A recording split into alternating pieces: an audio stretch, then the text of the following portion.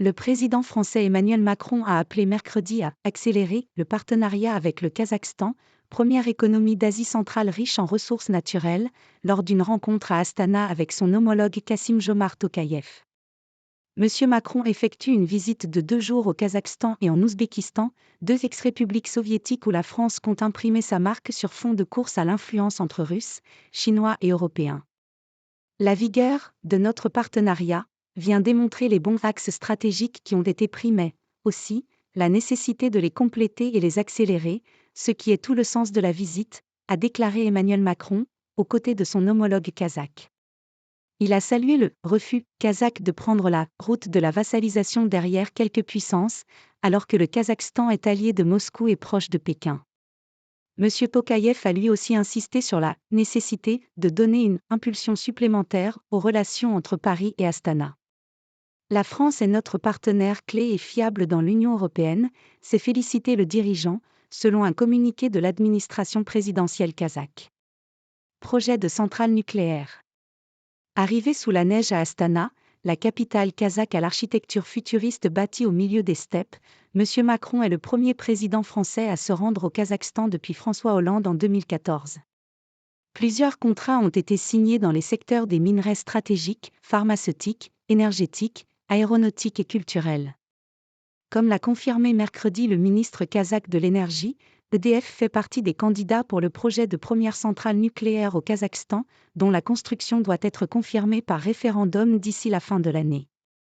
Les métaux critiques, indispensables à la transition énergétique et dont la région est riche, figurent aussi en bonne place dans les discussions avec l'Ouzbékistan, qui compte parmi les principaux fournisseurs d'uranium à la France.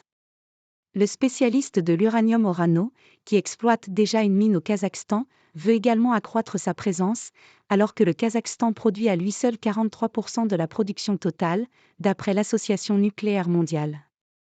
Emmanuel Macron, accompagné d'une importante délégation économique dont les PDG d'EDF, Électricité, Suez, Eau et Orano, Uranium, doit ouvrir avec M. Tokayev un forum d'affaires franco-kazakh et rencontrer des étudiants, avant de s'envoler pour l'Ouzbékistan voisin où il passera la journée de jeudi.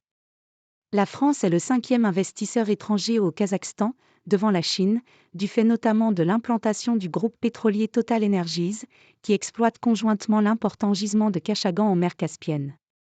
Les échanges bilatéraux se sont élevés à 5,3 milliards d'euros en 2022, pour l'essentiel dans les hydrocarbures. Le Kazakhstan fournit aussi à la France près de 40% de son uranium. Balai diplomatique. L'Asie centrale, longtemps un précaré russe, est ardemment courtisée par les grandes puissances à un moment où la Russie est accaparée par son offensive militaire en Ukraine. Dans ce jeu d'influence, la Chine voisine, forte de son grand projet d'infrastructure des « nouvelles routes de la soie », a pris une longueur d'avance. Mais l'Europe et la Turquie avancent aussi leurs pions. Le Premier ministre hongrois Viktor Orban et le président turc Recep Tayyip Erdogan emboîteront d'ailleurs le pas à Emmanuel Macron jeudi et vendredi à Astana. Fort de cet engouement, le Kazakhstan et l'Ouzbékistan misent sur l'ouverture économique et une diplomatie d'équilibre pour s'affirmer, même si Moscou reste un partenaire incontournable. En se rendant dans la région malgré un agenda international chargé, Emmanuel Macron entend soutenir la souveraineté et la volonté de diversification des partenariats exprimés par les 2 pays, relève l'Élysée. Il ambitionne concrètement de renforcer les liens économiques bilatéraux, la coopération sur les grands enjeux climatiques ainsi que la diplomatie d'influence de la France envers la jeunesse.